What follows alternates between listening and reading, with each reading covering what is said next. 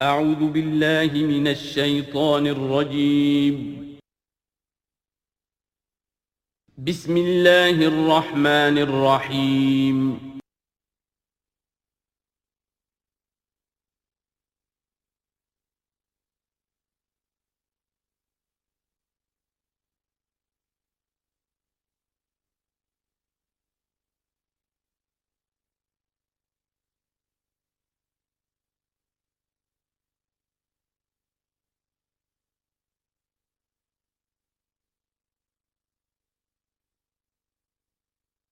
اعوذ باللہ من الشیطان الرجیم بسم اللہ الرحمن الرحیم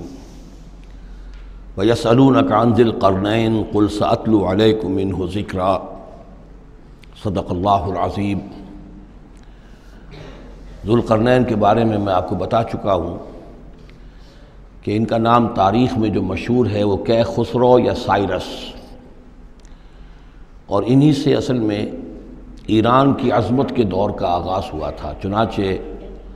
تقریباً میں سمجھتا ہوں کہ شاید 25-30 سال پہلے کی بات ہے، جب شہنشاہ ایران اس وقت جب کہ ان کی بادشاہت جو ہے وہ بڑے عروج پر تھی، انہوں نے 2500 سالہ برسی منائی تھی انہی کیخسرو کی، سائرس کی۔ ان کی قبر جو ہے مقبرہ وہ دریافت ہو گیا تھا، اور وہاں پر ان کا ایک مجسمہ بھی دریافت ہوا تھا کھدائی پر۔ اس مجسمے میں وہ 2 لگے ہوئے تھے، سینگ بھی۔ اس موضوع پر سب سے پہلے مولانا ابوالکلام آزاد مرحوم نے، جو اپنی ترجمان القرآن کے نام سے انہوں نے مختصر ترجمہ اور تفسیر لکھی ہے، اس میں بڑے تفصیلی نوٹس لکھے ہیں۔ سب سے پہلے اہل علم کے حلقے میں ان کے بارے میں جو معلومات ہیں وہ ان کے ذریعے سے آئی ہیں۔ اب یہ تقریباً یونیورسلی ایکسیپٹڈ ہے۔ پھر سوال پیدا ہوتا ہے کہ ان سے کیا دلچسپی یہود کو تھی، تو وہ بھی سمجھ لیجئے کہ نبوکدنضر نے 587 قبل مسیح میں حملہ کیا تھا فلسطین پر، اور نبوکدنضر عراق کا بادشاہ تھا۔ اس مڈل ایسٹ کو ذہن میں رکھیے کہ میڈیٹرینین کے بالکل ساتھ ہے ملک شام، اور شام ہی کا ایک علاقہ فلسطین ہے۔ اس وقت جو ہے یہ فلسطین اور اسرائیل اور شرق اردن اور ویسٹ بینک اور لبنان، یہ سب مل کر جو ملک بنتے ہیں، در حقیقت یہ شام عرب ہے، یہ شام ہے۔ پھر اس کے مشرق میں یہ عراق عرب یا عراق ہے، اور اس کے مشرق میں پھر ایران ہے۔ تو عراق کا بادشاہ تھا جس نے حملہ کیا تھا یروشلم پر، تباہ و برباد کیا، اور ان کو قیدی بنا کر لے گیا۔ کیپٹیوٹی کا دور ان کا تقریباً 150 برس کا ہے۔ لیکن اس عرصے میں ایران میں یہ شخصیت ابھری کیخسرو کی یا سائرس کی۔ اس نے پھر فتوحات کا دائرہ شروع کیا، تو سب سے پہلے عراق کو فتح کیا، بیبیلونیا کو، اور یہاں پر جو یہ اسیر تھے یہودی، ان کو اجازت دے دی کہ تم واپس جاؤ، اپنا یروشلم آزاد کرو، اپنے جا کر آباد کر لو دوبارہ۔ تو گویا کہ یہ محسن ہیں ان کے، ذو القرنین جو ہے ان کے محسن ہیں، جن کی وجہ سے کہ جن کے ذریعے سے اللہ تعالیٰ نے انہیں بیبیلونیا یعنی عراق کی کیپٹیوٹی، جو ان کی اسارت کا دور تھا، اس کو ختم کیا، آزادی ملی، اور پھر یہ واپس آئے۔ حضرت عزیر علیہ السلام کے ساتھ قافلہ آیا ہے، اور وہ تقریباً پھر انہوں نے آ کر یہاں اثر نو اس شہر کو بھی آباد کیا، اور ہیکل جو ہے حضرت سلیمان علیہ السلام کا بنایا ہوا جو عبادت خانہ تھا، اس کو دوبارہ تعمیر کیا۔ اس اعتبار سے ذو القرنین جو ہے وہ ان کی تاریخ میں ایک معروف شخصیت ہے۔ تاریخ سے معلوم ہوتا ہے کہ انہوں نے پھر ایران کی پہلی حکومت کو کنسولیڈیٹ کر کے پارس اور مادہ کو ملا کر ایک سلطنت ایران بنائی۔ پھر ان کی فتوحات کے 3 دائرے ہیں۔ مغرب کی طرف میڈیٹرینین تک پورا علاقہ فتح کر لیا۔ مشرق میں پھر یہ ہمارا جو مکران تک کا علاقہ ہے، یہ سارا کا سارا علاقہ ایران کے ساتھ ہی ملتا ہوا ہے، بلوچستان، مکران، یہ پورا علاقہ انہیں فتح کیا۔ ایک مہم ان کی شمال کی طرف گئی، بحیرہ کیسپین جو ہے، اور ادھر سے جو وہ بلیک سی ہے، بحیرہ اسود، ان دونوں کے درمیان جو پہاڑی سلسلے ہیں، یہ شمال کی طرف جو ہے تیسری مہم گئی۔ جیسے کہ حضرت عمر رضی اللہ تعالیٰ عنہ کے عہد میں بھی 3 لشکر نکلے تھے مسلمانوں کے جزیرہ نما عرب سے۔ ایک لشکر شام سے ہوتا ہوا پھر مصر کی طرف گیا ہے، ایک لشکر عراق سے ہوتا ہوا ایران کی طرف گیا ہے، اور ایک لشکر سیدھا شمال کی طرف گیا ہے، اور کوہ کاف تک جو ہے، جس کو کوکیشیا کہتے ہیں، وہاں تک کی فتوحات حاصل کی مسلمانوں نے۔ تو تقریباً یہی سمجھیے کہ ایک بلو پرنٹ تھا، جو کہ یعنی ہمارے اس دور خلافت راشدہ سے جو سمجھیے کہ لگ بھگ کوئی 2000 سال قبل جو ہے یہ واقعہ پیش آیا ہے، یا بلکہ اس سے کم، کوئی 1500 سال قبل یہ واقعہ پیش آیا ہے۔ اور یہ ذو القرنین جو ہے یہ یہاں پر ایک بڑی عظیم سلطنت کے بانی بنے، لیکن نیک آدمی تھے۔ اور معلوم یہ ہوتا ہے کہ یہ اصل میں جو کہانیاں ہیں یہ ان کے داستانیں ہیں کہ ان کو قتل کیا جانا تھا۔ یہ کہیں شہزادے تھے کسی چھوٹی سی مملکت کے، اور وہاں سے ان کو کسی نے بچایا کسی طریقے سے، اور پھر یہ صحرا میں رہے روپوش، اور وہاں کسی نبی کی تعلیم سے ان کو آشنائی ہوئی ہے۔ ہو سکتا ہے کوئی اسرائیلی نبی ہی کی تعلیم ہو، یہ بھی ہو سکتا ہے کہ زرتشت جو ہیں وہ بھی کوئی اللہ کے نبی ہوں اور ان کی تعلیم ان تک پہنچی ہو، لیکن خود ان کا کردار جو قرآن پیش کر رہا ہے وہ بہت ایک نیک مومن صالح ایک بندہ مومن اس کا کردار ہے۔ یہ کردار جو ہے کسی بھی درجے میں 1% بھی جو ہے وہ کسی اور دوسرے فاتح پر یا کسی اور حکمران کے اوپر جنہیں بھی ہم جانتے ہیں تاریخی اعتبار سے ان پر منطبق نہیں ہوتا، یہ انہی کی شخصیت ہے۔ وَيَسْأَلُونَكَ عَنِ ذِي الْقَرْنَيْنِ، اور اے نبی آپ سے پوچھ رہے ہیں ذوالقرنین کے بارے میں، قُلْ سَأَتْلُو عَلَيْكُم مِّنْهُ ذِكْرًا، ان سے کہیے میں عن قریب تمہیں اس کے بارے میں کچھ حالات بتاتا ہوں۔ اِنَّا مَكَّنَّا لَهُ فِي الْأَرْضِ، ہم نے اسے زمین میں بڑا تمکن عطا کیا تھا، غلبہ عطا کیا تھا۔ وَآتَيْنَاهُ مِن كُلِّ شَيْءٍ سَبَبًا، اور ہم نے اسے ہر طرح کا ساز و سامان، وسائل و ذرائع، تمام اسباب جو ہیں فراہم کر دیے تھے۔ فَأَتْبَعَ سَبَبًا، تو انہوں نے پھر ایک مہم تیار کی، یعنی ایک فتوحات کا دائرہ مغرب کی طرف، حتیٰ اذا بلغ مغرب الشمس، یہاں تک کہ جب وہ سورج کے غروب ہونے کی جگہ تک پہنچ گئے۔ اب یہ پرانے زمانے میں ظاہر بات ہے کہ پورا اس سے زیادہ نقشہ تو لوگوں کو معلوم بھی نہیں تھا۔ جب میڈیٹرینین کے ساحل پر پہنچ گئے تو معلوم ہوا آگے تو سمندر ہے، اور سمندر میں پھر آدمی کو محسوس ہوتا ہے سورج ڈوبتا ہوا۔ اگر آپ ساحل سمندر پر کھڑے ہو کر دیکھیں تو معلوم ہوتا ہے سمندر میں سورج ڈوب رہا ہے، تو یہ گویا کہ مغرب الشمس بن گیا ان کے لیے، وہ یہ سورج کے ڈوبنے کی جگہ۔ حتیٰ اذا بلغ مغرب الشمس، جب وہ پہنچ گئے سورج کے غروب ہونے کی جگہ، وجدہا تغرب فی عین حمیۃ، تو انہوں نے دیکھا اسے ڈوبتے ہوئے، وہ ڈوب رہا ہے ایک بڑے گدلے سے سمندر کے اندر۔ وہ جو وہاں کا سمندر ہے بڑا گدلا سا ہے، یہ ایجین سی وغیرہ جو کہلاتے ہیں یہ بہت گدلے سے پانی کے ہیں۔ ووجد عندہا قوما، اور وہاں انہوں نے ایک قوم کو پایا مراد یہ کہ اس قوم پر انہیں فتح ہوئی، جنگ ہوئی، انہوں نے ان کو شکست دی، اور وہ قوم گویا کہ اب ان کے رحم و کرم پر ان کی گویا کہ وہ محکوم ہو گئی۔ قلنا یا ذوالقرنین، ہم نے کہا ذوالقرنین سے، اب یا تو یہ کہ یہ شاید نبی ہوں واللہ عالم، تو اللہ تعالیٰ کا اس طریقے سے براہ راست ان کو وحی کرنا، لیکن غیر نبی کو بھی اللہ تعالیٰ الہام کے ذریعے سے، جیسا کہ ہم نے دیکھا کہ وہ تو شہد کی مکھی کو بھی لفظ وحی آیا ہے، تو یہاں آیا ہم نے کہا اے قرنین، اور یہ بھی ہو سکتا ہے یہ صورتحال کی تعبیر ہو کہ گویا کہ وہ حالات زبان حال سے یہ کہہ رہے تھے۔ قلنا یا ذوالقرنین اما ان تعذب و اما ان تتخذ فیہم حسنا، کہ یا اے ذوالقرنین تمہیں اب پورا اختیار ہے، چاہو تو یہ جو مفتوح قوم ہے تمہاری اسے تم سزا دو، عذاب دو، ستاؤ انہیں، یا یہ کہ تم ان کے اندر اچھی روش اختیار کرو، ان کے ساتھ حسن سلوک کرو۔ قال، انہوں نے کہا اما من ظلم، جو کوئی ظالم ہے، بے انصاف ہے، ہو سکتا ہے اس سے مراد کفر اور شرک بھی ہو، فسوف نعذبہ ثم یرد الی ربہ فیعذبہ عذابا نکرا، تو اسے تو ہم عذاب دیں گے، سزا دیں گے، اور پھر وہ لوٹایا جائے گا اپنے رب کی طرف، پھر اس کا رب اس کو عذاب دے گا جو اصل عذاب ہے، برا عذاب، سخت عذاب۔ وَأَمَّا مَنْ آمَنَ وَعَمِلَ صَالِحًا، اور جو لوگ ایمان لائیں گے اور یقین کریں گے حقائق پر، اللہ کو مانیں گے، وَعَمِلَ صَالِحًا، اور نیک عمل کریں گے، فَلَهُ جَزَاءً الْحُسْنَىٰ، تو اس کو ہم اچھا بدلہ بھی دیں گے، وَسَنَقُولُ لَهُ مِنْ أَمْرِنَا يُسْرًا، اور اس سے ہم اپنے معاملے میں بھی نرم بات کریں گے، یعنی یہ کہ ان سے ٹیکس اگر لینے ہیں تو نرمی کے ساتھ لیں گے، جو مفتوحہ ممالک کے ساتھ معاملہ ہوتا ہے تو ہم ان کے ساتھ نرمی کا سلوک کریں گے جو ایمان لے آئیں گے۔ ثم اتبع سبابا، مغرب کی طرف سے فارغ ہو کر پھر اب یہ مشرق کی طرف گئے، پھر انہوں نے ایک اور مہم کا بندوبست کیا، حتیٰ اذا بلغ مطلع الشمس، یہاں تک کہ جب وہ سورج کے طلوع ہونے کی جگہ تک پہنچ گئے۔ اب یہ جہاں تک تاریخی طور پر ثابت ہے وہ صرف مکران کے علاقے تک اتنی دور تک آئے ہیں، واللہ عالم، ہو سکتا ہے کہ مکران کے ساحل پر کھڑے ہو کر بھی انہیں محسوس ہوا ہو کہ بس اب یہ سورج جو ہے غروب ہو رہا ہے یا طلوع ہو رہا ہے وہاں سے، مطلع الشمس، تو وہاں جب پہنچے،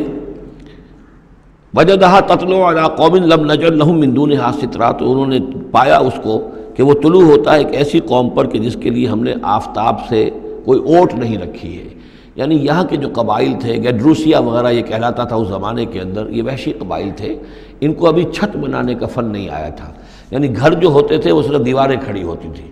کہ جو خالی پلاٹ ہے زمین کا اس میں یہ دیوار کھڑی ہے، یہ میرا گھر ہے، تمہارا گھر ہے، لیکن گھر میں چھت وغیرہ کا بھی کوئی تصور ان کے ہاں نہیں تھا۔ ظاہر بات ہے کہ چھت ڈالنا جو ہے یہ تو ایک تمدن کے ارتقاء کے دور کی علامت ہے۔ تو وہ بغیر کسی سورج کے سائے کے وہ اپنی زندگی گزارتے تھے۔ کذالک، ایسا ہی ہوا وہاں بھی، یعنی جو پہلے ہوا تھا کہ یہاں بھی معاملہ وہی ہوا کہ اللہ تعالیٰ نے اختیار مطلق انہیں دیا، فتح دی، لیکن انہوں نے یہاں بھی یہی کہا کہ جو نیک لوگ ہوں گے ان کے ساتھ ہم نرمی کریں گے اور جو شریر ہوں گے ان کو سخت سزا دیں گے۔ وقد احطنا بما لدیہ خبرا، اور ہمیں پوری طرح معلوم ہے کہ جو وہاں اس کی خبر ہوئی اور جو بھی حالات وہاں گزرے، جو ماجرا وہاں ہوا۔ ثم اتبع سببا، اب یہ تیسری آ رہی ہے، ثم اتبع سببا، پھر اس نے ایک اور مہم تیار کی، یہ شمالی مہم ہے۔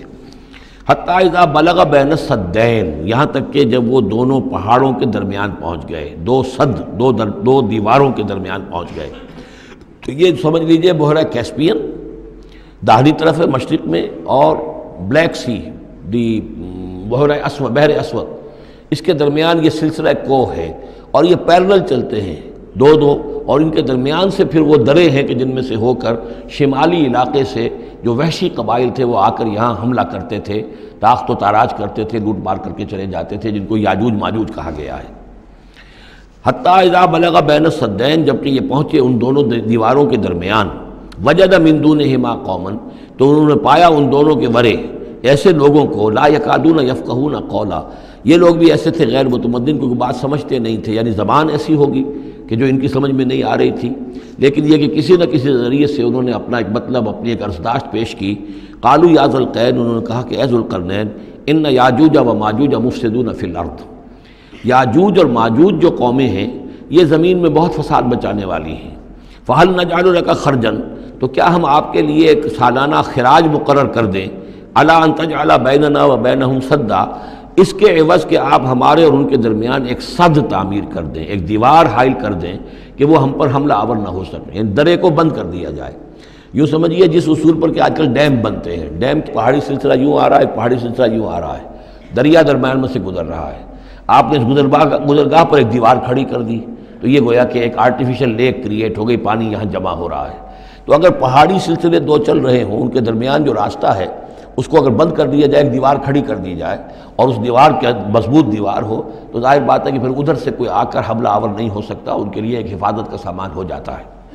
یہاں یہ سمجھ لیجئے کہ یاجوج ماجوج سے کیا مراد ہے۔ حضرت یافس علیہ السلام، جو تین بیٹے تھے حضرت نوح علیہ السلام کے، سام، حام، یافس، سامی نسل کے بارے میں تو ہم نے بہت کچھ سمجھ لیا کہ حضرت ابراہیم بھی سامی نسل سے تھے، پھر قوم عاد بھی سام ہی کے نسل کی ایک شاخ تھی، قوم سمود بھی اسی کی شاخ تھی، یہ تمام جو ہے یہ تو سیمیٹک ریسز ہیں۔ حضرت یافس کی اولاد نے یہ سینٹرل ایشین ماؤنٹینز کا جو سلسلہ ہے اس کو کراس کیا اور شمال میں چلے گئے، اور شمال میں جا کر دائیں بائیں پھیل گئے، پھر یہ میدان ہے، ٹنڈرے کے میدان اور فلانے میدان اور بڑے بڑے کھلے میدان ہیں، تو گویا کہ ایشیا کو درمیان میں جو سلسلہ کوہ تقسیم کر دیتا ہے، ایک شمالی حصہ ہے، ایک اس کے جنوبی حصہ ہے، یہ شمالی میں چلے گئے اور جا کر پھر پھیلنے میں وہ مشرق کی طرف آئے تو چین اور ہند چینی تک یہ ساری قومیں جو ہیں یہ یلو ریسز، یہ انہی کی نسل سے ہیں، اور مغرب میں چلے تو روس، اور روس سے ہو کر روس کے ساتھ ملتا ہوا علاقہ ہے اسکینڈینیوین کنٹریز کے ساتھ، پھر وہاں سے وہ اتر کے، اور یورپ کے بھی جو یہ مغربی ممالک ہیں، اینگلو سیکسنز جو ہیں، یہ بھی در حقیقت اسی سے اسکینڈینیوین کنٹریز سے اترے ہوئے لوگ ہیں۔ تو یوں سمجھ لیجئے کہ ویسٹرن یورپ اور ایسٹرن یورپ کا بھی خاص طور پر شمالی علاقہ، اور پورا یہ روس کا علاقہ، اور پورا صحرائے گوبی، اور پورا چین، اور وہاں تک جو ہے ہند چینی تک، یہ یافس کی نسل ہے۔ یافس کے جن بیٹوں کے نام تورات میں آئے ہیں، کئی نام ہیں، وہ کوئی ایک دو نہیں، ان میں گوگ اینڈ میگوگ بھی ہیں، توبال بھی ہے، موسک بھی ہے، موسک ایک شخص کا نام ہے، اور ماسکو ہو سکتا ہے کہ اسی نے آباد کیا ہو اور وہیں سے وہ نام بنا ہو۔ توبال اور بالٹک سی جو ہے اس ایریا کے اندر جو ہے، بالٹک سٹیٹس، توبال ان کے ایک بیٹے کا نام تھا، یہ تورات کے اندر نام دیے گئے ہیں۔ گوگ اینڈ میگوگ، جاجوج ماجوج، یہ بھی انہی کے بیٹوں کے۔ یہ تمام اقوام جو ہے یہ وحشی ہیں، اور یہ تاخت و تاراج کرنا، لوٹ مار کرنا، یہ ان کا طریقہ ہے، اور ان کا ہے ذکر جو یہاں پر ہو رہا ہے۔ یہ جو سیلاب آیا تھا، کولونیل سیلاب جو ہم پر آیا تھا، جس میں کہ یہ اینگلو سیکسنز تھے، یہ سب کے سب جو ہیں یہ اسی نارڈک ریسز سے ہیں، یہ بھی یاجوج اور ماجوج کی نسل ہیں۔ ایک سیلاب ان کا آ چکا ہے جو آیا تھا یورپ کے سے نکل کر، یہ کولونیل سیلاب آیا اور پوری دنیا کے اوپر چھا گیا تھا، ایشیا اور افریقہ کو انہوں نے فتح کیا، کولونائز کیا۔ اب اگرچہ ان کی وہ بساط ایک دفعہ تو لپیٹ دی گئی ہے، وہ واپس چلے گئے ہیں،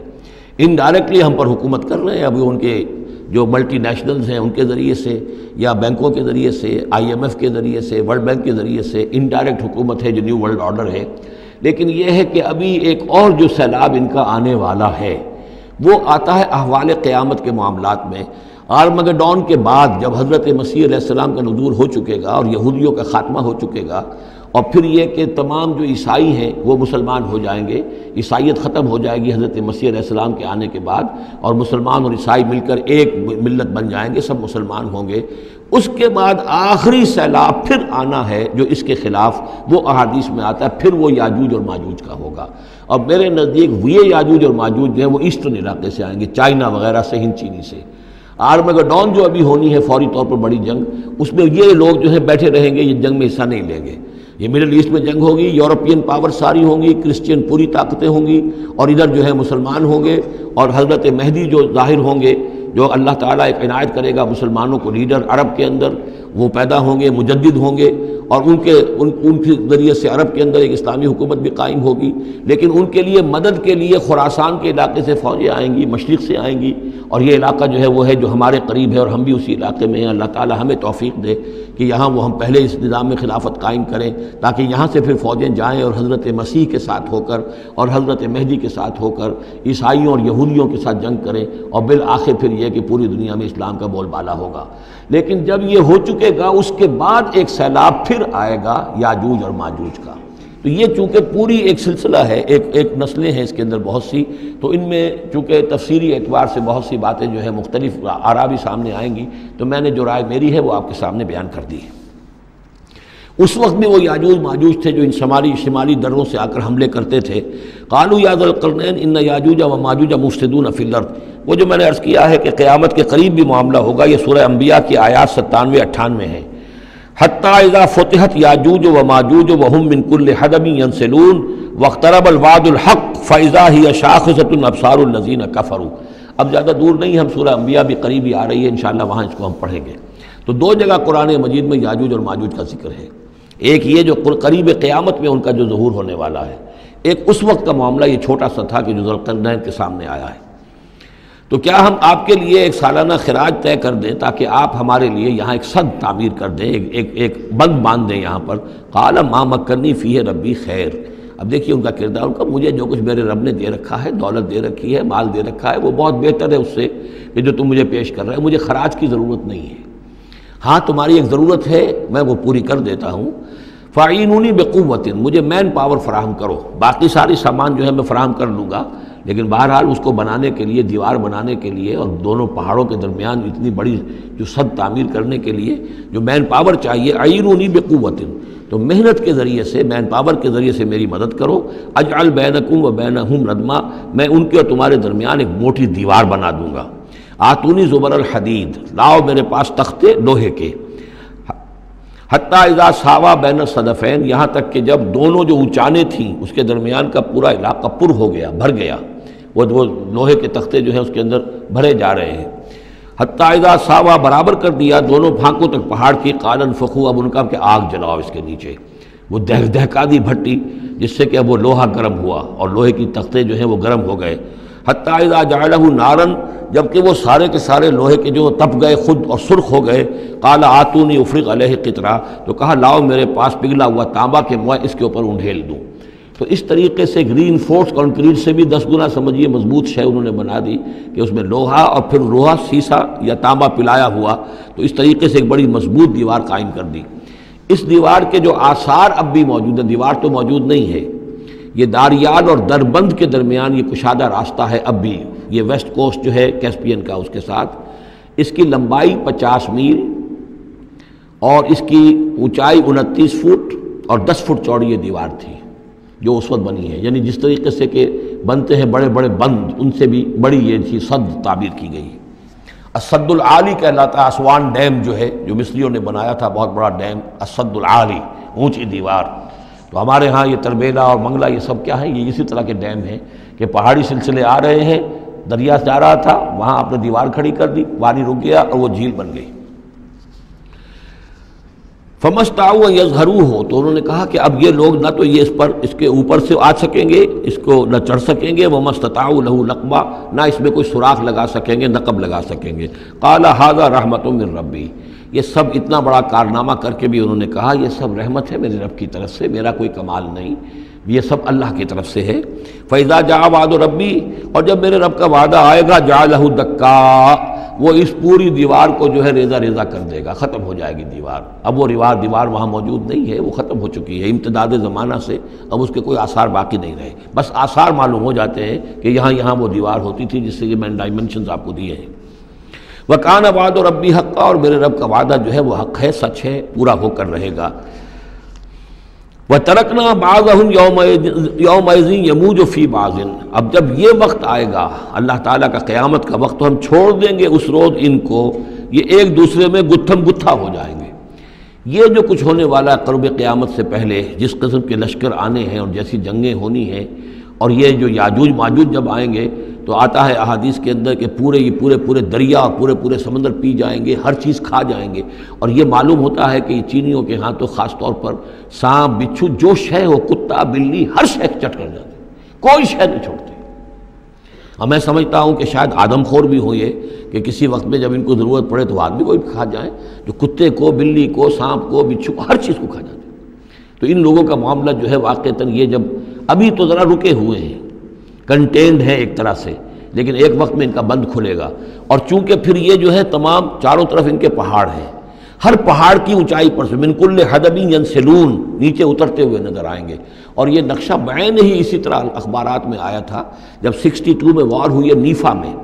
جو ہندوستان کا مشرقی جو علاقہ تھا جہاں کہ چین اور بھارت کی جنگ ہوئی ہے، تو اس کے الفاظ جو اخبارات میں آئے تھے، waves after waves of Chinese soldiers were coming down the slopes, لہروں کی طرح، موجوں کی طرح چلے آئے۔ ان کے اتنے آدمی ہیں، ان کا تو کہنا یہ ہے کہ تم سب کے سب ہلاک ہو جاؤ گے، ہمیں تم ہلاک نہیں کر سکتے، ہم تو چیونٹیوں کی طرح جو ہے بلوں کے اندر گھس جائیں گے، ایٹمک وارفیئر کے بعد تمہارا تہس نہس ہو جائے گا، ہمارا کچھ نہیں بگڑے گا، ہم پھر نکلیں گے اور پوری دنیا کو فتح کریں گے، وہ یہ کہتے ہیں۔ اور معلوم ہوتا ہے کہ واقعتاً آخری جو بھی اس دنیا کا اللہ تعالیٰ نے جو بھی ایک نظام سوچا ہوا ہے، اس میں جو قیامت سے پہلے کا سب سے بڑا واقعہ پھر یاجوج و ماجوج کا ظہور ہوگا وہ، لیکن یہ کہ اس کا یہ مطلب نہیں ہے کہ جو پہلے ہوا ہے وہ نہیں ہے، اس سے پہلے بھی یاجوج ماجوج اگر آج سے 2500 سال پہلے کا معاملہ بھی ہے تو آج سے چند سو سال پہلے کا بھی ہو سکتا تھا۔ یہ کسی یعنی ایک پورے یوں سمجھیے نسل کا نام ہے۔ وَتَرَكْنَا بَعْضَهُمْ يَوْمَئِذٍ يَمُوجُ فِي بَعْضٍ وَنُفِخَ فِي الصُّورِ، اور پھر سور میں پھونکا جائے گا، فَجَمَعْنَاهُمْ جَمْعًا، اور پھر ہم ان سب کو جمع کر لیں گے۔ وَعَرَضْنَا جَهَنَّمَ يَوْمَئِذٍ لِلْكَافِرِينَ عَرْضًا، اور اس روز ہم جہنم کو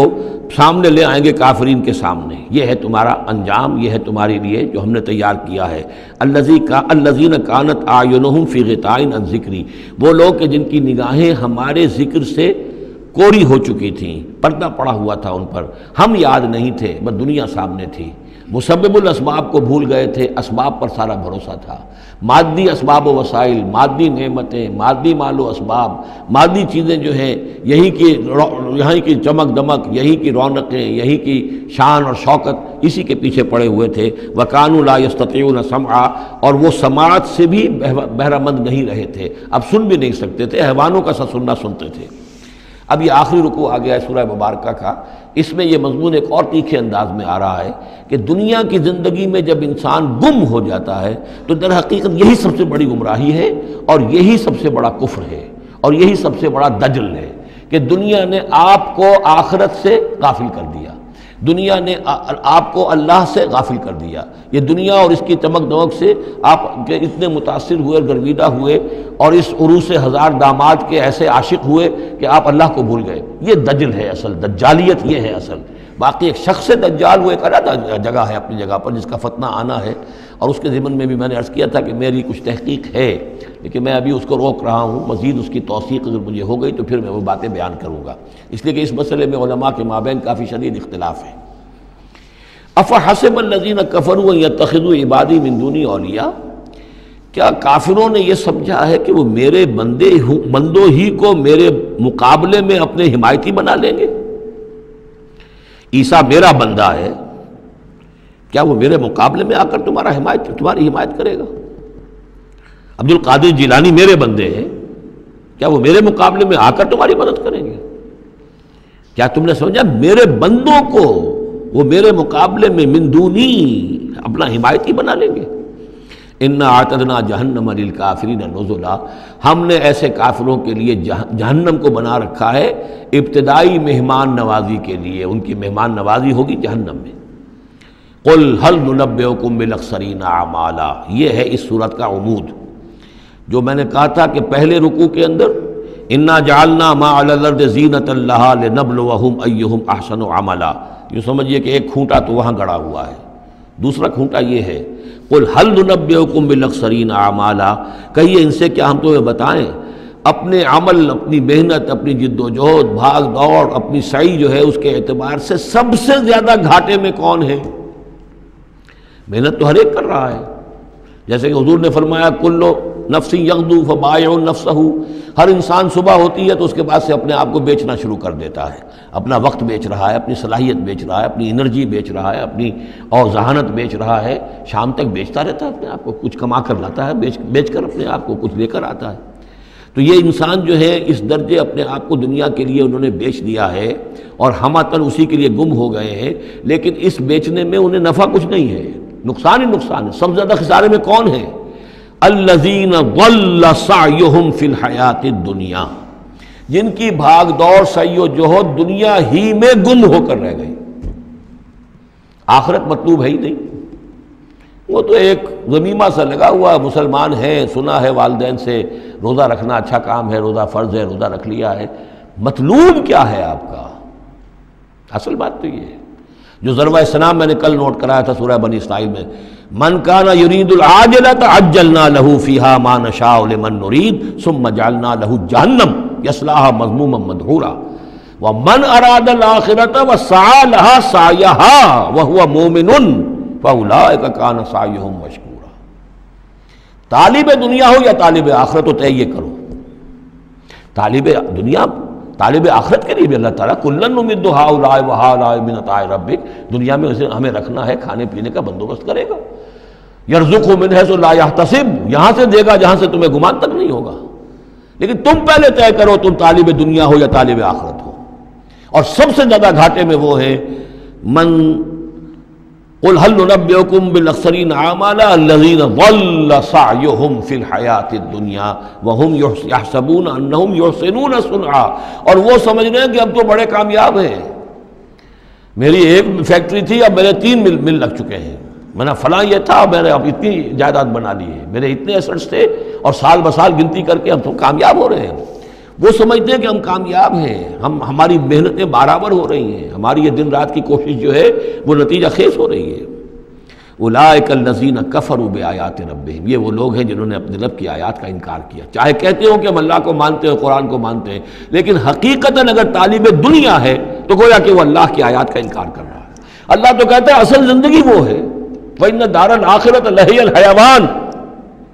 تم اصل زندگی اس کو سمجھے بیٹھے ہو، تو تم نے کہا اللہ کی بات کی تصدیق کی، تم نے تو اللہ کی بات کو جھٹلایا ہے۔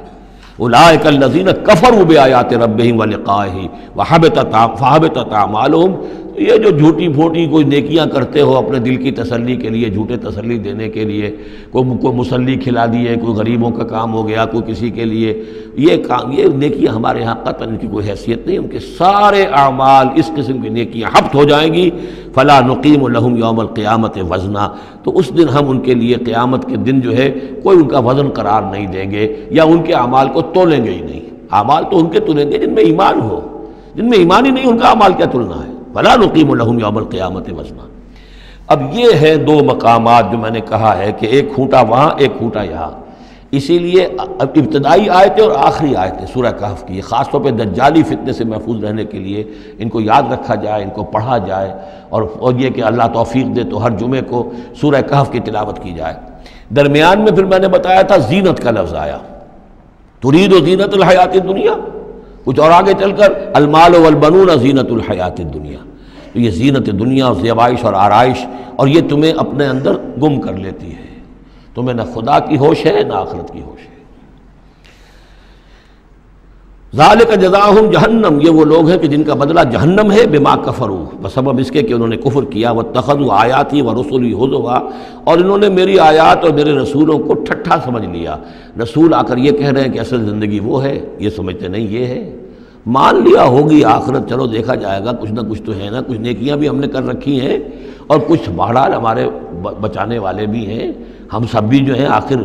حضور نے شفاعت ہماری کر ہی دینی ہے۔ جیسے یہودی کہتے تھے کہ ہم تو یہودی ہیں تو ہم تو اللہ کے بیٹوں کے مانند ہیں، چہیتے ہیں، لاڈلے ہیں۔ اب وہ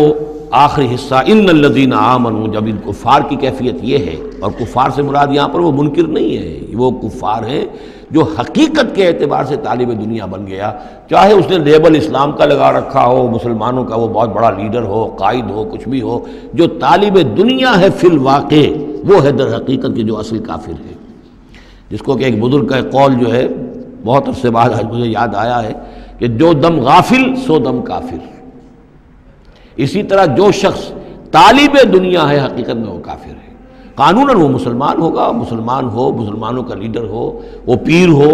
وہ کوئی بڑا عالم ہو، کچھ بھی ہو، لیکن طالب دنیا، اصل طالب دنیا کا ہے یا آخرت کا، یہ طے کرنے والی بات ہے۔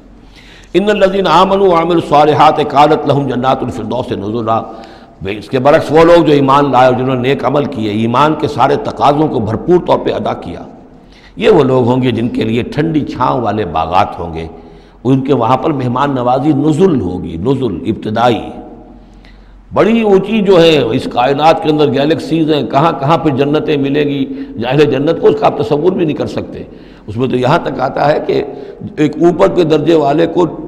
نیچے درجے والا جنتی ایسے دیکھے گا جیسے تم زمین پر بیٹھ کے ستاروں کو دیکھتے ہو۔ یہ پوری کائنات آخر کس لیے بنائی ہوئی اللہ نے؟ کتنے اور سیارے ہیں اور کتنی اور جگہیں ہوں گی، کہاں کہاں اللہ تعالیٰ جو ہے جنتیں دے گا، لیکن پہلی نزول جو ہے یہی ہونا ہے، اسی زمین پر، قصہ زمین برسر زمین۔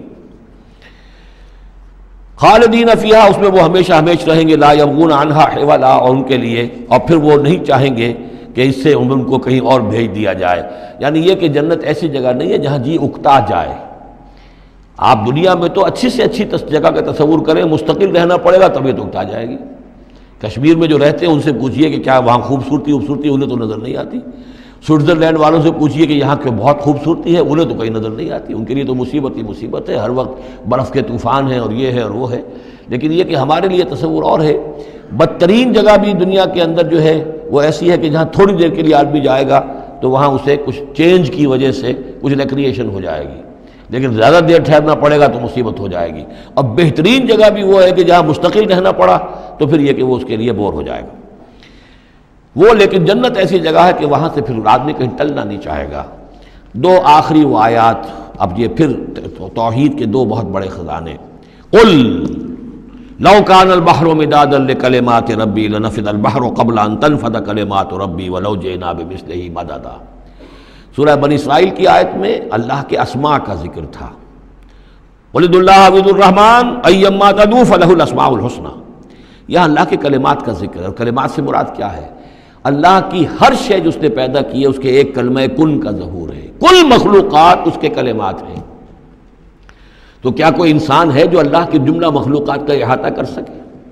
اگر اس زمین کا پورا سمندر جو ہے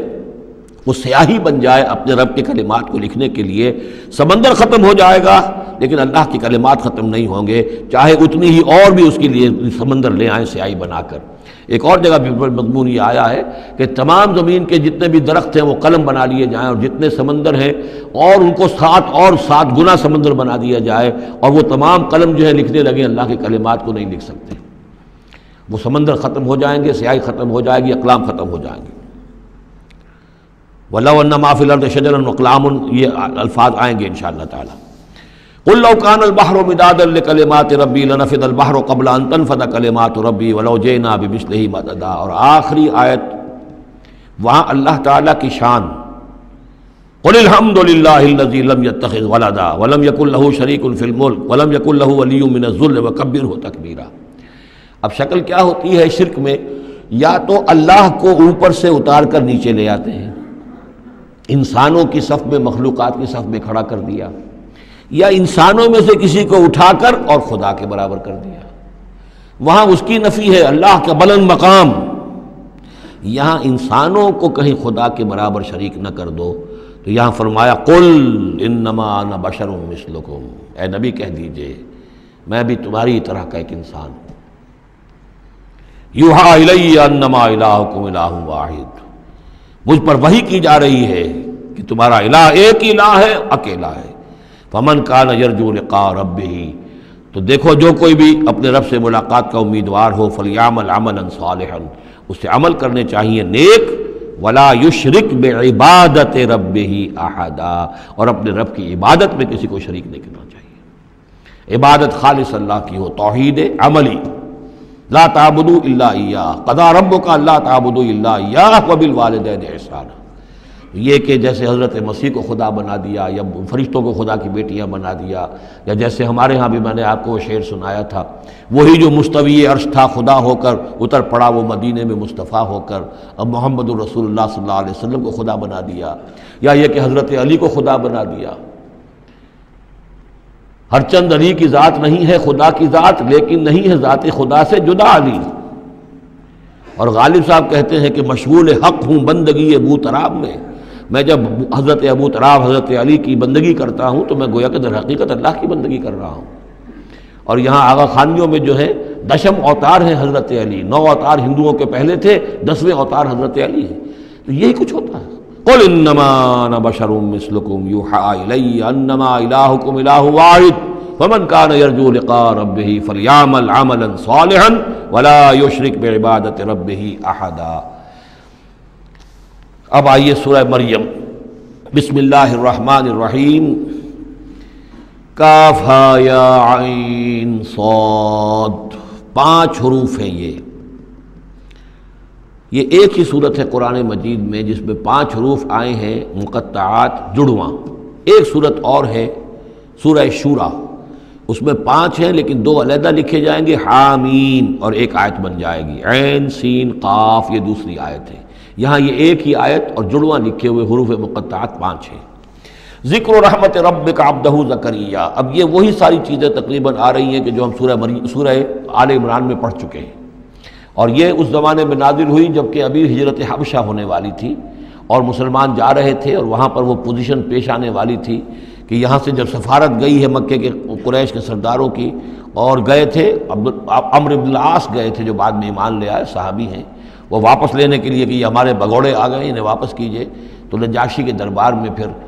جب مسلمانوں نے اپنی فریاد کی، اپنے حالات بتائے، تو آخری داؤ یہ کھیلا عمرو بن العاص نے کہ آپ ذرا پوچھئے یہ مسیح کے بارے میں کیا کہتے ہیں، یہ تو کہتے ہیں وہ تو ایک عام انسان تھا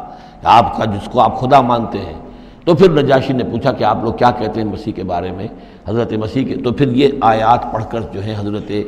جعفر طیار رضی اللہ تعالیٰ عنہ،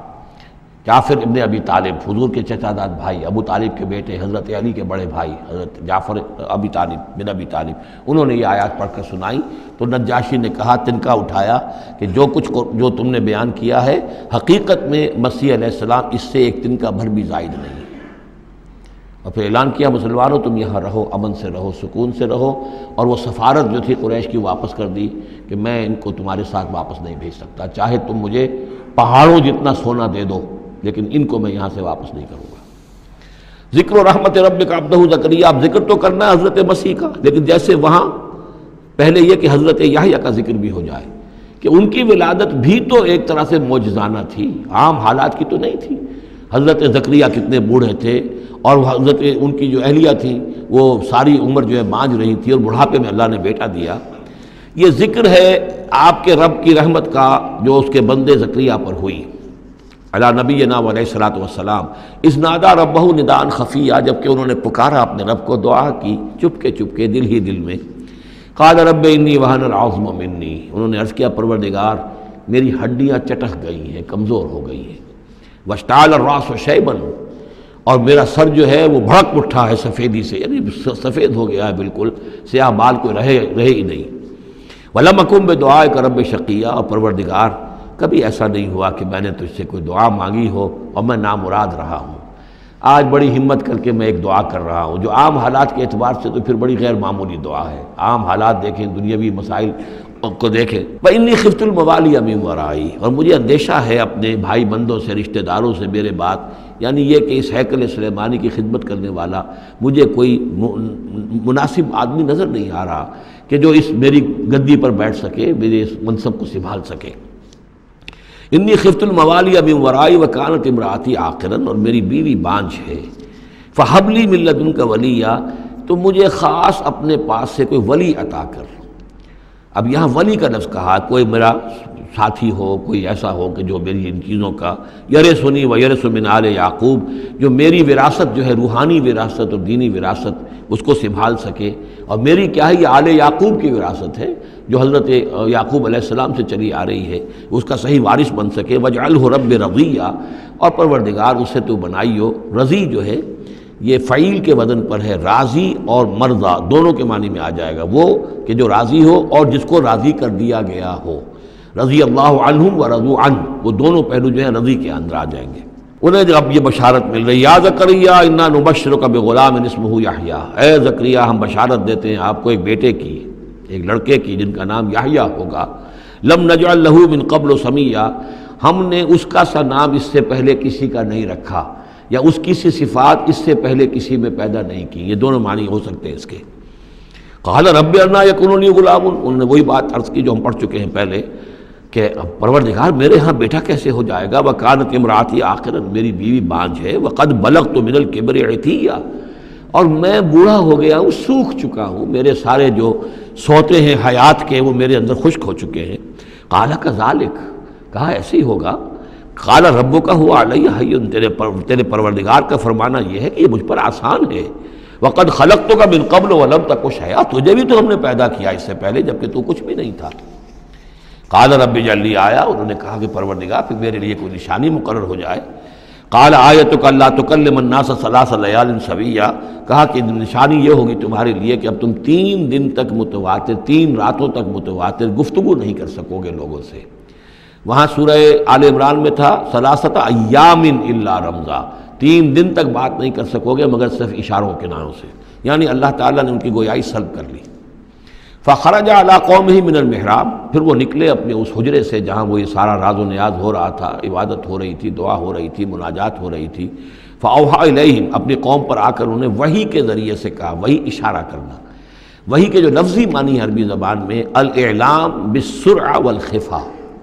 کسی کو کوئی بات اشارے سے اور خاموشی سے بتا دینا، دوسروں کو پتہ نہ چلے، یہ وحی ہے۔ تو وحی جو آتی ہے اللہ تعالیٰ کی طرف سے، وہ پھر اس کی مختلف شکلیں ہیں، وہ ہم پڑھ چکے ہیں یا پڑھیں گے انشاءاللہ سورہ شورى کے اندر، جیسے تعارف قرآن کے ضمن میں اس کا تذکرہ آ چکا ہے۔ تو اللہ تعالیٰ کی طرف سے وحی، اوحا الیہم، انہوں نے اشارے سے کہا، بات تو کر نہیں سکتے تھے، ان سبحوا بکرۃ وعشیا، کہ یہ خاص وقت ہے، اس میں اللہ کا ایک خاص فیصلہ ہو رہا ہے، لہذا ذرا صبح و شام تم اللہ کی تسبیح و تحمید ذرا کثرت سے کرو۔ یا یحییٰ، اب ولادت ہو گئی حضرت یحییٰ کی، اور وہ مخاطب ہے۔ یا یحییٰ خذ الکتاب بقوۃ، یحییٰ کتاب کو مضبوطی سے تھام لو۔ ظاہر بات ہے کہ تورات موجود تھی، زبور موجود تھی، اور نبیوں کے صحیفے موجود تھے۔ وآتیناہ الحکم صبیہ، اور ہم نے حکمت اور دانائی اسے بچپن ہی میں عطا کر دی، بچپن ہی میں اللہ تعالیٰ نے انہیں، یوں سمجھیے کہ یہ دونوں شخصیتیں جو کنٹمپریریز ہیں، حضرت مسیح اور حضرت یحییٰ، جان دی بیپٹسٹ اور جیزس آف نظرت، یہ دونوں جو ہے غیر معمولی شخصیتیں ہیں، عام لوگوں کی طرح کے نہیں ہیں۔ انبیاء اور رسل کے اندر بھی ان کی قسم کے اوصاف جو ہیں آپ کو اور نہیں ملیں گے۔ تو فرمایا کہ ان کو بچپن ہی میں ہم نے حکمت عطا کر دی، وحنانا من لدنا، اور سوز و گداز، ہم سے محبت، اور محبت بھی سوز و گداز والی، ان کی طبیعت کے اندر رقت، سوز و گداز، حنانا من لدنا وزکاہ، اور ہم نے ستھرائی، پاکیزگی، پاکی ان کی گھٹی کے اندر گھول گھول کر ڈال دی۔ وکانہ تقیہ، اور بہت ہی متقی تھے، وبرم بوالدیہ، اور اپنے والدوں کے ساتھ بہت حسن سلوک کرنے والے، ادب کرنے والے، ولم یکن جبارا عصیہ، نہ وہ خود سر تھے اور نہ سخت تھے، بلکہ یہ کہ شاید یہ اس قسم کی کوئی باتیں غالباً کہیں انجیل وغیرہ میں آ گئی ہوں گی جس کی نفی کے لیے یہ الفاظ یہاں آ رہے ہیں۔ اس لیے کہ حضرت مسیح کے بارے میں تو انجیل میں کچھ الفاظ ہیں کہ حضرت مریم کو انہوں نے استحقار کے ساتھ خطاب کیا، وہ عورت، اس طرح کے الفاظ، تو قرآن نے کہا کہ نہیں، وہ ایسا نہیں تھا، وہ اپنی والدہ کے ساتھ اس طرح کی جو ہے گستاخی کے ساتھ پیش آنے والا نہیں تھا، شاید ایسی کوئی بات تو میرے ذہن میں نہیں ہے۔ وسلام علیہ یوم ولد، اور سلام اس پر جس دن کہ اس کی ولادت ہوئی، ویوم یموت، اور جس دن کہ وہ مرے، ویوم یبعث حیا، اور جس دن کہ وہ اٹھایا جائے دوبارہ زندہ کر کے۔ اب یہ تو قصہ ہو گیا حضرت زکریا اور حضرت یحییٰ کا۔ وَاذْكُرْ فِي الْكِتَابِ مریم، اب ذکر کیجئے اس کتاب میں، قرآن میں، مریم کا، سلام علیہا اذ انتبذت من اہلہا مکانا شرقیہ، جبکہ انہوں نے اپنے آپ کو اپنے لوگوں سے ایک شرقی گوشے کے اندر مقید کر لیا۔ کوئی اعتکاف کی شکل جیسے ہوتی ہے، کوئی پردہ لگا دیا ہوگا کہ ہیکل کے مشرقی گوشے کے اندر کہیں انہوں نے عبادت کے لیے یا کوئی خاص اسی طرح کے معاملے کے لیے لوگوں سے علیحدہ ہو کر، فاتخذت من دونہم حجابا، ان سے انہوں نے پردہ تان لیا اور لوگوں سے علیحدہ ہو کر، باقی لوگ جو تھے ان سے علیحدہ ہو کر وہ گویا خلوت کا ایک سامان ہو گیا۔ فارسلنا الیہا روحنا، تو ہم نے اس کی طرف اپنے ایک فرشتے کو بھیج دیا۔ روح، فرشتہ، پھر دیکھیے نوٹ کر لیجیے، فرشتہ بھی روح، وحی بھی روح، اور قرآن بھی روح، اور روح انسانی بھی روح۔ فارسلنا الیہا روحنا فتمثل لہا بشرا سویا، تو اس نے صورت اختیار کر لی ان کے سامنے ایک مکمل انسان کی۔ قالت انی اعوذ بالرحمن منک ان کنت تقیا، اب حضرت مریم سلام علیہا ایک دم دہشت زدہ ہو گئی، میں اللہ کی پناہ طلب پکڑتی ہوں تم سے، اگر تو واقعی کوئی تقی ہے، وہ نیک آدمی ہے، یعنی اس میری خلوت میں، میری علیحدگی کے اندر اس طرح اچانک تمہارا آ جانا کوئی برا ارادہ تو نہیں ہے، کوئی نیت تمہاری خراب تو نہیں ہے۔ انی اعوذ بالرحمن منک، میں پناہ پکڑتی ہوں رحمان کی تم سے، ان کنت تقیہ، اور اس میں اپیل بھی ہے اگر تم متقی ہو اور اللہ کے ڈرنے والے ہو تو کسی غلط قسم کا ارادہ نہ کرنا۔ قال انما انا رسول ربک، انہوں نے کہا نہیں، میں انسان نہیں ہوں، میں تو آپ کے رب کی طرف سے بھیجا ہوا فرشتہ ہوں۔ لأہب لک غلاما زکیہ، اللہ تعالیٰ نے مجھے بھیجا ہے کہ آپ کے لیے ایک بہت ہی پاک اولاد جو ہے وہ میں آپ کو عطا کروں آپ کے لیے۔ قالت انا یکون لی غلام، حضرت مریم نے کہا میرے لیے بیٹا کیسے ہو جائے گا؟ ولم یمسسنی بشر، مجھے کسی مرد نے آج تک چھوا تک نہیں ہے، ولم اکو بغیہ، اور نہ میں کوئی آبرو باختہ عورت ہوں، میں کوئی اس طرح کی آوارہ عورت نہیں ہوں، نہ کسی مرد سے میرا کوئی معاملہ ہوا ہے۔ قال کذالک قال ربک هو علی حی، ایسے ہی ہوگا، بغیر کسی مرد کے اس کے تعلق کے اور بغیر کسی اور اس طرح کے معاملے کے اولاد آپ کے ہاں ہوگی، بیٹا ہوگا۔ قال ربک هو علی حی، آپ کا رب فرماتا ہے کہ مجھ پر بڑا آسان ہے، میرے لیے کوئی بھاری بات نہیں ہے۔ وَلِنَجْعَلَهُ آیَةً لِلنَّاسِ، اور اس کو تو ہم بنانا چاہتے ہیں لوگوں کے لیے ایک نشانی۔ حضرت عیسیٰ کی ولادت معجزانہ، رفع سماوی معجزانہ، پھر بڑے بڑے معجزے جو ہیں، تو اس اعتبار سے واقعہ یہ ہے کہ ان کی شخصیت بہت ہی ایک یعنی غیر معمولی اور بہت ممیز شخصیت ہے۔ وَرَحْمَةً مِنَّا، اور انہیں ہم ذریعہ بنانا چاہتے ہیں اپنی رحمت کا۔ وَكَانَ أَمْرًا مَقْضِيًّا، اور یہ تو وہ کام ہے، یہ فیصلہ وہ ہے، كَانَ أَمْرًا مَقْضِيًّا، یہ طے شدہ ہے، اللہ کی طرف سے اس کا فیصلہ ہو چکا ہے۔ فَحَمَلَتْهُ، تو انہیں اس کا حمل ٹھہر گیا۔ فَانْبَذَتْ بِهِ فَانْتَبَذَتْ بِهِ مَكَانًا قَصِيًّا، تو اب وہ اسے لے کر دور جگہ چلی گئی۔ یہ ہے بیت لحم، جو 8 میل کے فاصلے پر تھا اس ہیکل سلیمانی سے۔ وہاں علیحدگی میں، چونکہ اب ظاہر بات ہے کہ حمل بڑھے گا، اب لوگ کیا ہیں دیکھیں گے، کیا کریں گے، کسی جگہ پر انہوں نے تنہائی میں کسی جگہ جا کر اپنے آپ کو علیحدہ جو آئسولیٹ کر لیا، فانتبذت بہی، آئسولیٹ کر لیا اپنے آپ کو، اب اس کو لے کر، اپنے حمل کو لے کر، فانتبذت بہی مکانا قصیا، ایک دور کی جگہ، بعید مکان میں۔ فاجاء المخاض الی جذع النخلہ، تو جب وہ ولادت کا وقت ہوا اور درد ذہ ہوئے تو اس درد کے اندر وہ ایک کھجور کی جڑ کو انہوں نے مضبوطی سے پکڑا۔ قالت یا لیتنی مت قبل ھذا وکنت نسیا منسیا، اور کہا کاش کہ میں اس سے پہلے مر چکی ہوتی۔ اب کیا کہوں گی، کیا منہ دکھاؤں گی، اس بچے کا کیا کروں گی، کہاں لے کے جاؤں گی، دنیا کیا کہے گی، میری صورت کیا بنے گی۔ اللہ کی وہ بندی جو ہے کانپ رہی ہے، لرز رہی ہے۔ یا لیتنی مت قبل ھذا، کاش کہ میں اس سے قبل مر چکی ہوتی، وکنت نسیا منسیا، اور مجھے بھول چکے ہوتے لوگ، میری یاد بھی لوگوں کے ذہنوں سے محو ہو چکی ہوتی، کاش۔ فناداہا من تحتہا، تو پکارا اسے اس کے نیچے سے۔ عام خیال یہ من کے حوالے سے یہ ہے کہ فرشتہ ہی ہے کہ جس نے پھر پکارا ہے، وہ لیکن نیچے ہے، یہ ذرا اونچائی پر ہے، بلندی پر ہے، اور وہ کہیں نیچے ہے، نشیب میں ہے، اور اس لیے کہ ظاہر بات ہے کہ ولادت کے موقع پر اور وضع عمل کے موقع پر اس کا قریب ہونا ویسے بھی مناسب نہیں۔ لیکن ایک اس کی جو قرات ہمارے آفیشل قراتوں میں من بھی ہے، فناداہا من تحتہا، پکارا اسے اس نے جو اس کے نیچے تھا، یعنی ولادت ہو گئی ہے حضرت مسیح علیہ السلام کی اور بچہ جو ہے اب وہ بول رہا ہے۔ میں اس معنی کو زیادہ ترجیح دیتا ہوں، اس لیے کہ ظاہر بات ہے کہ اگر بچے نے اس وقت کلام نہ کیا ہوتا تو کیسے یقین آتا کہ حضرت مریم لے کر آتی اس بچے کو کہ بعد میں یہ بچہ بول پڑے گا۔ اللہ تعالیٰ نے وہاں اس بچے سے کلام کرا دیا ہے، انہوں نے دیکھ لیا ہے بچہ بول رہا ہے، تو بچے نے من تحتہا، یہ میرے نزدیک وہ قرات بھی وہ زیادہ صحیح ہے اور ہے ہماری آفیشل قرات میں ہے یہ من تحتہا و من تحتہا۔ تو جو بھی تھا نیچے انہوں نے اس نے کہا لا تحزنی، اگر واقعتاً یہ حضرت مسیح بچے وہ بچہ جو نو مولود ہے وہی بول رہا ہے تو گویا کہ لا تحزنی امی جان آپ اس میں پریشان نہ ہو، غمگین نہ ہو، قد جعل ربک تحتک سریا، اور دیکھیے اب اللہ تعالیٰ نے آپ کے قدموں تلے ایک چشمہ نکال دیا ہے، وَحُزِّ إِلَيْكِ بِجِذِعِ النَّخْلَةِ، اور ذرا اسی درخت کے جو سوکھی جڑ درخت کی اس کو ذرا ہلائیے، تُسَاقِطْ عَلَيْكِ رُطْبًا جَنِيًّا، تو یہ تازہ اور بڑی تازہ جو ہیں پکی ہوئی کھجوریں آپ پر گریں گی،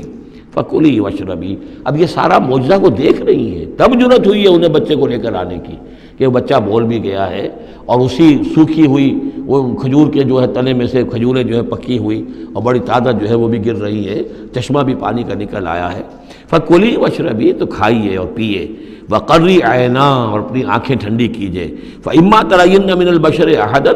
تو پھر اگر آپ دیکھیں کسی انسان کو، کوئی انسان آپ کے سب سے پوچھے، فقولی، تو کہہ دیجئے انی نذرت للرحمن صوما فلن اکلم اليوم انسیا، میں نے تو رحمان کے لیے ایک روزے کی نظر مانی ہوئی تھی، میں نے روزہ رکھا ہوا، میں کسی انسان سے بات نہیں کر سکتی۔ وہاں کے ان کے ہاں روزے کے اندر کھانے پینے پر جو پابندی تھی جو ہمارے ہاں ہوتی ہے وہ بھی تھی، اس کے علاوہ بولنے پر گفتگو پر بھی پابندی تھی۔ فأتت بہ قومہا تحملہ، اب وہ آ گئی اس کو لے کر اپنی قوم کے پاس، اب ان کا حوصلہ ہے، انہوں نے وہ معجزہ دیکھ لیا ہے، یہ میری رائے ہے واللہ عالم، عام طور پر اس کا تذکرہ نہیں ہے کہیں، اور یہ کہ من تحتہا میں سمجھا یہی گیا ہے کہ فرشتے ہی نے یہ سب سارا کلام کیا ہے۔ فاتت بہ قومہا تحملہ، وہ اب آئیں اپنی قوم کے پاس اپنے بچے کو لیے ہوئے، قالوا یا مریم لقد جئت شیئا فریا، اب انہوں نے اے مریم یہ تو تم بڑا طوفان چڑھ لائی ہو، یہ کیا کر لائی ہو، یہ تمہارے ہاں تمہارے گود میں بچہ ہے، یہ کس کا بچہ ہے؟ یا اخت ہارون، اے ہارون کی بہن، ہو سکتا ہے کہ ان کے کوئی بھائی ہو ہارون نامی، اور ہو سکتا ہے کہ چونکہ حضرت ہارون کی نسل سے ہیں یہ، لہذا صرف ان کی طرف ایک نسبت دی ہو کہ تم سوچو کس جد امجد کی تم نسل سے ہو اور تم نے کس قدر یہ گری ہوئی حرکت کی ہے۔ یا اخت ہارون ما کان ابوک امرأ سوء وما کانت امک بغیہ، نہ تو تیرا والد جو ہے وہ کوئی برا انسان تھا اور نہ تیری والدہ جو ہے وہ کوئی بدکار عورت تھی، یہ تم کیا کر لائی ہو؟ فاشارت الیہ، تو حضرت مریم نے اشارہ کر دیا حضرت اس بچے کی طرف، عیسیٰ کی طرف۔ قالوا کیف نکلم من کان فی المہد صبیا، کہ کیسے ہم اس سے بات کریں، اس سے کیا پوچھیں، یہ ہمیں کیا بتائے گا، بچہ ہے پگھوڑوں میں یا گود کے اندر۔ قال انی عبد اللہ، اب وہ بچہ بولا، حضرت مسیح نے کہا میں اللہ کا بندہ ہوں، آتانی الکتاب، اللہ نے مجھے کتاب عطا کی ہے، وجعلنی نبیا، اور مجھے نبی بنایا ہے، وجعلنی مبارکا اینما کنت، اور مجھے مبارک بنایا ہے، بابرکت بنایا جہاں کہیں بھی میں ہوں گا، واوصانی بالصلاۃ والزکاۃ ما دمت حیا، اور مجھے تاکید کی ہے اللہ نے زکوٰۃ کی اور نماز کی جب تک میں زندہ رہوں، وبرم بوالدتی، اور میں اپنی والدہ کا فرما بردار ہوں، خدمت گزار ہوں، لم یجعلنی جبارا شقیا، اللہ تعالیٰ نے مجھے زبردست اور سخت تندخو نہیں بنایا ہے، والسلام علیہ، اور سلام ہے مجھ پر یوم ولدت، جس دن کہ مجھے جنا گیا، میری ولادت ہوئی، ویوم اموت، جس دن کہ میں مروں گا، ویوم ابعث حیا، اور جس دن کہ مجھے اٹھایا جائے گا زندہ کر کے۔ ذالک عیسی ابن مریم، یہ ہے عیسیٰ ابن مریم، یہ ہے حقیقت عیسیٰ ابن مریم کی علیہ الصلاۃ والسلام، علیہم الصلاۃ والسلام۔ قول الحق الذی فیہ یمترون، یہ ہے وہ قول حق، قول فیصل، 100% درست، جس کے بارے میں یہ جھگڑتے ہیں۔ ما کان للہ ان یتخذ من ولد سبحانہ، اللہ کے شان کے شایان نہیں ہے یہ کہ وہ کسی کو اپنا بیٹا بنائے، سبحانہ، وہ پاک ہے اس سے۔ اذا قضى امرا فانما يقول له كن فيكون، جب وہ کسی چیز کا فیصلہ کرتا ہے تو وہ کہتا ہے کہ ہو جا، وہ ہو جاتی ہے۔ یعنی جو باپ کا حصہ تھا ولادت مسیح میں، وہ اللہ تعالیٰ کے ایک حرف کن کے ذریعے سے پورا ہوا۔ اسی لیے یہ کلمہ ہے اللہ، کلمۃ من ہو، اللہ کا خاص کلمہ ہے۔ باقی چیزیں جو ہے انسان کے ہاں جو بھی قانون و قاعدے کے مطابق، جو بھی بایولوجیکل جو طریقہ ہے اس کے مطابق ہو رہے ہیں وہ چل رہا ہے، لیکن جہاں وہ ایک رکھنا ہے وہاں اللہ کا ایک خصوصی کن جو ہے اس نے اس خلا کو پر کیا ہے۔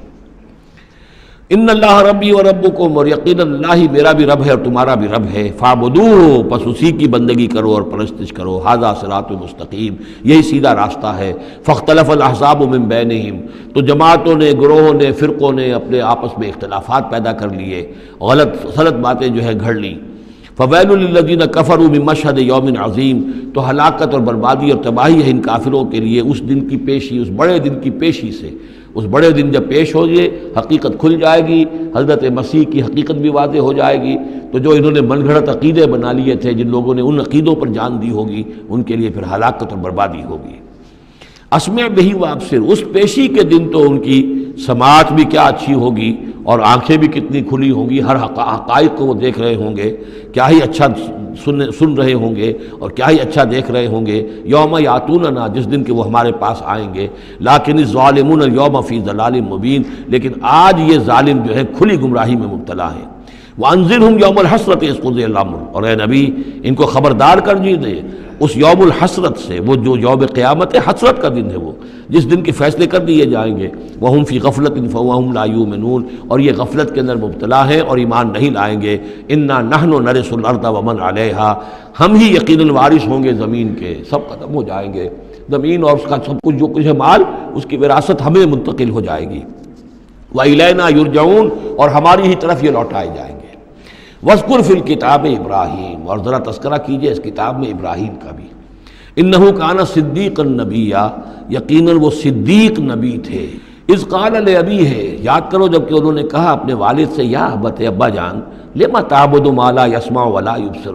کیوں آپ پوچھتے ہیں، بندگی کرتے ہیں ایسی چیزوں کی جو نہ سن سکتے ہیں نہ دیکھ سکتے ہیں، ولا یغنی عنک شیئا، نہ آپ سے کسی چیز کو دور کر سکتے ہیں کہ آپ کے کچھ کام آ سکتے ہیں۔ یا ابت، ابا جان، یہ بہترین مقام ہے قرآن مجید کا کہ کوئی داعی، کوئی مبلغ، کوئی حق کی طرف بلانے والا اپنے بڑے کو، کسی بزرگ کو اگر بلا رہا ہو تو کس انداز میں بلائے گا؟